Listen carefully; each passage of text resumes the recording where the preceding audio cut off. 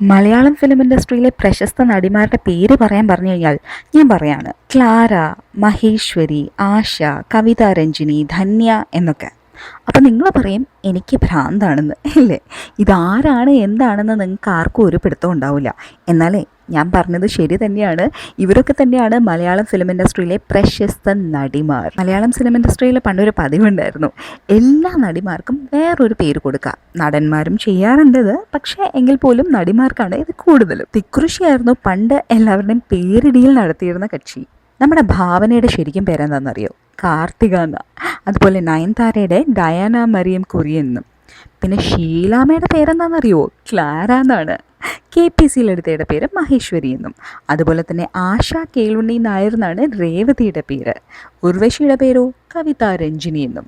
അതുപോലെ നവ്യ നായരുടെ പേരാണ് ധന്യ നായർ എന്നും. ഈ പേരുകളെല്ലാം മാറ്റിയത് ഇവരുടെ എല്ലാം ആദി ഫിലിംസിൻ്റെ ഡയറക്ടറും അല്ലെങ്കിൽ അതുപോലുള്ള തലതൊട്ടപ്പന്മാരുമാണ് സിനിമ ഇൻഡസ്ട്രിയിലെ. എന്തായാലും ഇതിലെ പലരുടെയും ഈ പേര് അവരുടെ ജീവിതത്തിൻ്റെ ഭാഗമായതിനു ശേഷം ഒഫീഷ്യലി പേരുമാറ്റം വരെ നടത്തിയിട്ടുണ്ട് അത്രേ.